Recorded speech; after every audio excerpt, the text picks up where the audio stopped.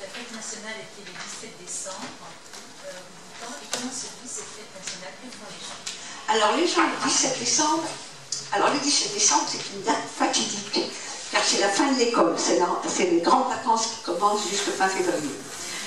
Non pas de grandes vacances en été, mais grandes vacances en hiver, parce que les bâtiments ne sont pas chauffés. Il fait froid dans les classes, très froid.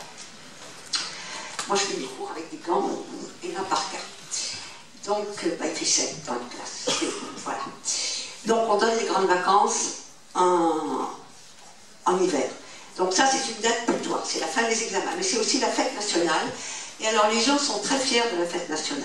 Et dans tous les districts, il y a une fête qui se passe sur le champ de foot en général, là où sur le terrain de foot. Et là, il y a donc des danses, des discours officiels, et les gens viennent voilà. Et le roi, en général, se déplace pour chaque fête nationale dans un district différent. Et on ne sait jamais où il va être. On le sait, disons, par la bande, une semaine à l'avant, mais pas plus. Donc, voilà. Et à ce moment-là, il va au jour national de tel district, qui bien sûr est le plus important. Et le jour national, c'est le jour où le premier roi du Bhoutan est monté sur le trône et a été élu roi du Bhoutan par les seigneurs. Voilà.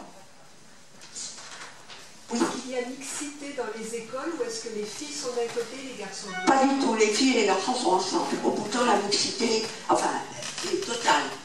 Totale, complètement. Ça serait aberrant. Je crois que ça ne leur viendrait même pas à l'esprit. J'avais une question sur les relations entre le Bhoutan et l'Inde. Oui. Vu qu'il n'existe pas pour les Indiens les mêmes restrictions que pour les Occidentaux, est-ce qu'il y a un tourisme de masse qui se développe en provenance de l'Inde? Et peut-être question subsidiaire, est-ce qu'il y a également une immigration économique plus ou moins importante qui vient de l'Inde? Alors ça, c'est une des questions qu'on aborde pour le voyage, parce que c'est une grande question que vous me posez là, mais je vais essayer d'être rapide, si c'est possible.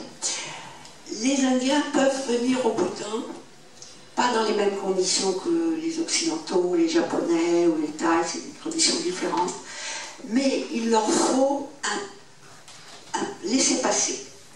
Donc ils ne peuvent pas aller sans laissez-passer au-delà de Phumsolyu. Ensuite, ils peuvent aller jusqu'à Thimphu et Paro, s'ils ont eu le premier laissez-passer.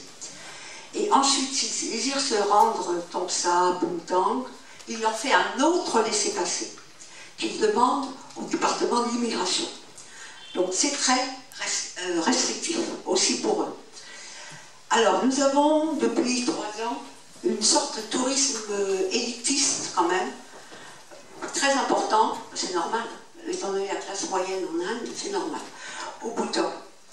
Mais elle n'a pas été, enfin les conditions justement n'étaient pas du tout restreintes comme pour les étrangers, et tout le monde s'est plaint cette année, tous les gens, tout le monde s'est plaint.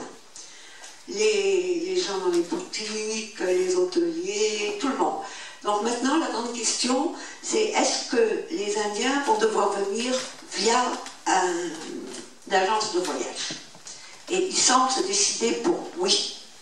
Parce que je vous assure que quand je vois un Indien conduire sa voiture entre Tongsa et Bumtang, qui n'a jamais vu une montagne de sa vie, qu'on est au bord du précipice, et que la voiture est pleine de 9 personnes, je me gare.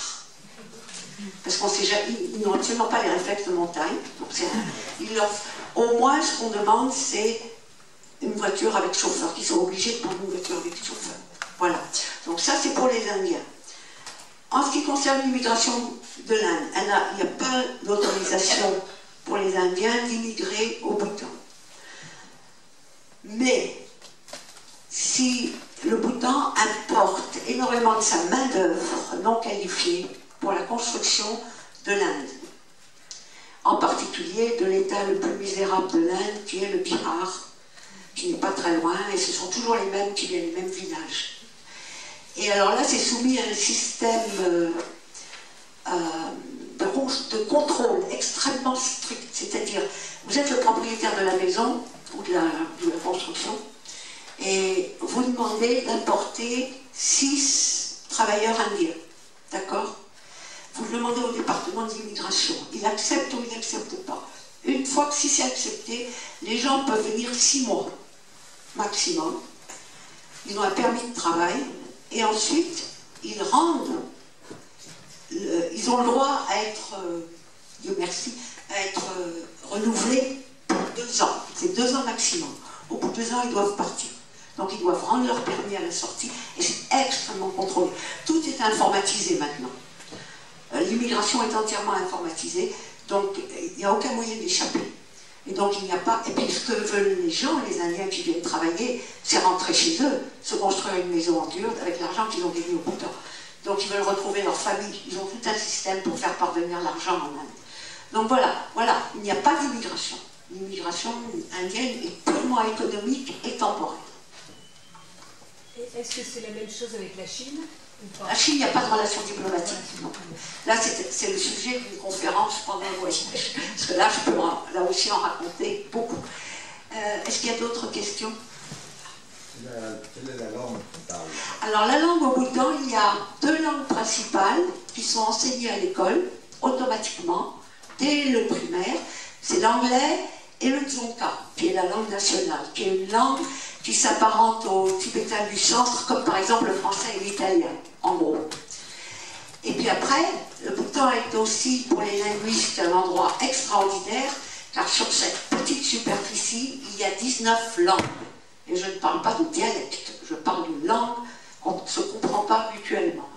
Donc, le Bhoutan a pris le taureau par les cornes dans les années 60 et a décidé, lorsque l'éducation occidentale a été introduite, qu'il y aurait 2 langues dans les écoles, la langue dzongkha, qui est écrite, qui est la langue nationale, et l'anglais. Donc les enfants arrivent à l'école, ils sont immergés totalement dans 2 langues que souvent ils ne parlent pas à la maison. Voilà. Dans le secondaire ou le supérieur? Alors ça dépend des matières. Oui. Par exemple, le dzongkha, j'enseignais en dzongkha. Mais par exemple, moi, à la fac, j'enseigne l'anthropologie, je l'enseigne en anglais. Vous voyez? Donc les enfants sont bilingues. Les Bhoutanais sont des linguistes hors pair, ils parlent, enfin ils sont bilingues, ils sont quadrilingues. Parce que souvent, ils parlent leur dialecte, le dialecte où ils ont vécu, la langue du père, la langue de la mère, le népali, le dzongkha, l'anglais, donc ils parlent toutes les langues. C'est incroyable. Ils se déplacent beaucoup dans le pays? Oui, actuellement, il y a énormément de mobilité. Énormément. Attendez, monsieur, je vais voir s'il y a d'autres questions. Y a-t-il de l'émigration de Bhoutanais vers l'extérieur? Alors, il y a une émigration temporaire, à la différence des émigrations de l'Asie du Sud-Est, par exemple, ou de l'Inde, ou du Bangladesh, où les gens vont aux États-Unis, ils ne reviennent, ou très rarement, pas chez eux. Les Bhoutanais, parfois, émigrent lorsqu'ils ont un bon travail, surtout Australie, un peu les États-Unis, et ils se font la cagnotte. Donc ils vivent dans des conditions souvent difficiles. Mais ils se font la cagnotte pour pouvoir rentrer, et se construire une maison et commencer un business, commencer à entreprendre quelque chose. Ça c'est beaucoup. Mais ils partent, en général, c'est maximum 4-5 ans. Et ils reviennent toujours. Et moi, je suis sur Facebook avec beaucoup de Bhoutanais, et je vois la joie quand ils reviennent au pays, parce que souvent ils partent tout seuls. Et ce sont souvent les femmes qui partent. Les hommes restent à la maison, c'est souvent comme ça au Bhoutan. Donc les femmes partent, et si elles ont des enfants, elles les laissent avec leur mari ou avec leur sœur, et elles partent. Et il faut voir les retrouvailles à l'aéroport, et elles comptent les jours où ils vont rentrer. Donc ils veulent rentrer. Le Bhoutanais est profondément enraciné. C'est extrêmement difficile qu'il s'installe et qu'il abandonne son pays. C'est très très rare.